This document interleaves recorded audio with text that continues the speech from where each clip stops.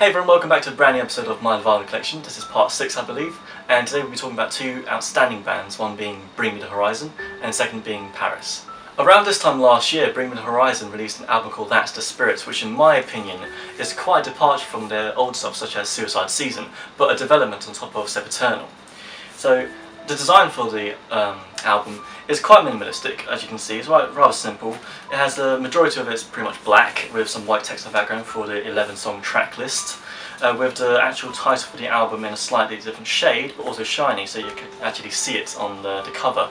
There's actually a gatefold LP, which means it can open up and there'll be two sort of pockets on the sides, and as I said, it's quite simple, but then it's almost as if it's keeping what's inside a secret because of how sort of different and energetic and, well, electronic it is, by this sudden sort of engulfment, if that's a word, of sort of blues, purples, blacks and orange, sort of acrylic paint, almost like like waves in the sea even. I'm not sure how this was done, but this is, I think, quite a nice bit of artwork on its own. Of course you have the rainy sort of umbrella, the sad umbrella or whatever it's called, as the motif on here, and so again, as on its own, it's quite a nice piece of artwork in my opinion, but apart from that, let's take a look inside. Now on the left side you have pretty much a blown up version of the lyric booklet. Again, it carries on the same sort of designs and themes of the inside cover, and inside actually it has the lyrics with an allocated colour for each song. So just briefly, I can't really show this stuff down, but you get different colours as you go through and there'll be lyrics for each one, and basically again it's like an A3 blown up version of the booklet, and so that's that. The vinyl is a little disappointing in terms of style and design because it is just black, but then again it is very reminiscent to the cover design of the album and the record, which is just black, so I guess it works, and it's got the sad rainy umbrella in the middle as you would expect.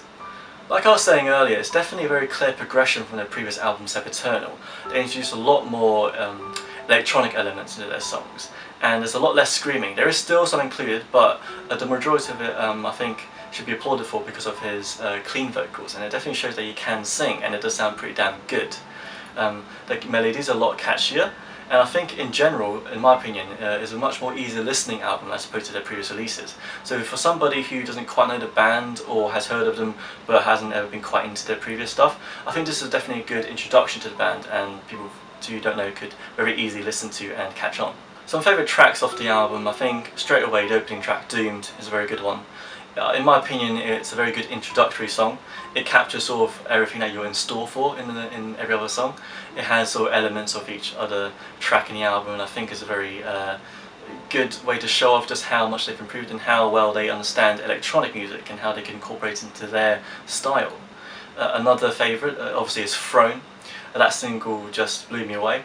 Again, in my opinion, it's very sort of almost, I'd like to say R&B kind of style verses, but probably not, but that's probably a very terrible way of explaining it, but you get what I mean when you hear it.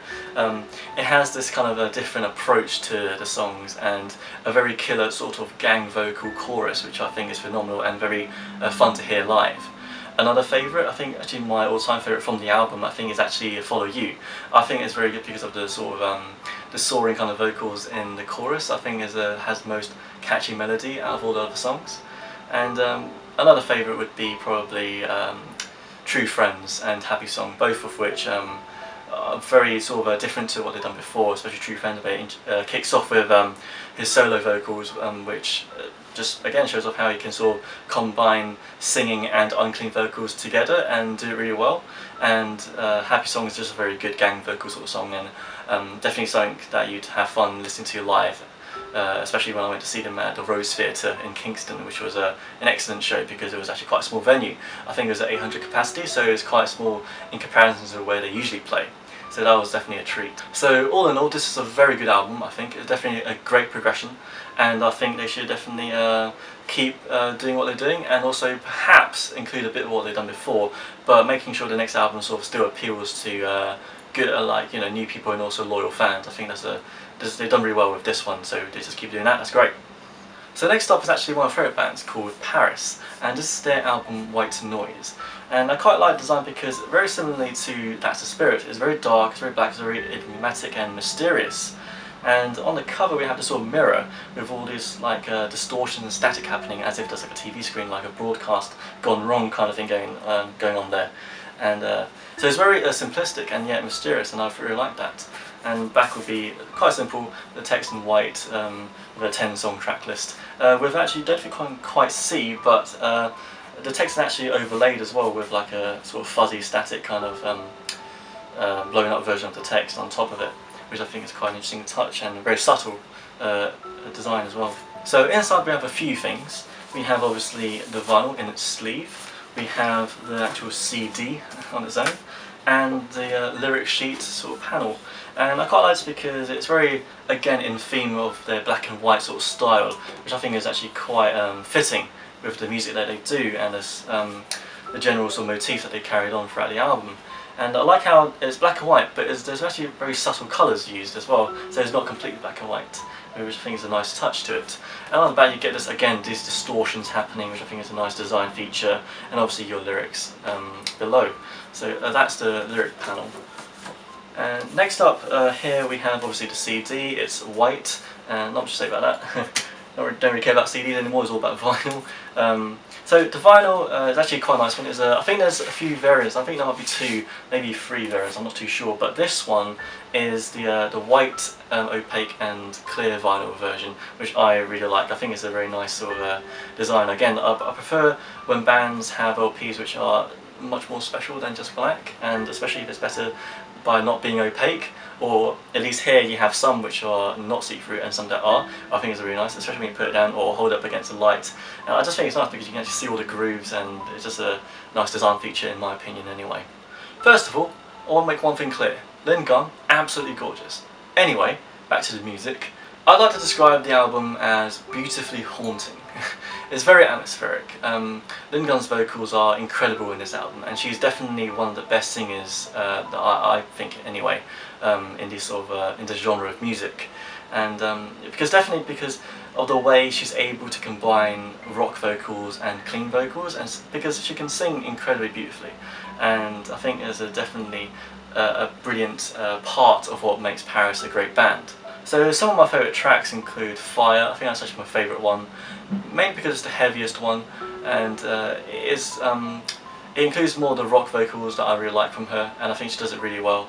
Another obvious one would be My House, which, you know, straight away you get her beautiful vocals introducing the song, and a really catchy chorus. Some really good melodies in there as well. Another good one that I like is Holy, because it's quite a good chilled out mellow song and there's a good intermission in the album. And obviously the opening track Smoke is a great way to start the album, because it captures pretty much what you're in store for, and because it has all the sort of excellent elements that represent why PVRIS are a good band.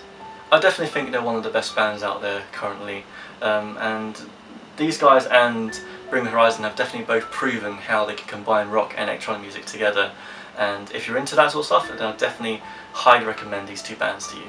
So that's pretty much all I have to say about PVRIS and Bring Me the Horizon. So again, very good bands, excellent albums, both of them. I think you should definitely check them out if you haven't already, and if you do already know them, then yeah, spread the word. They're a great band. I mean, these guys deserve a lot more attention and a lot more praise and recognition.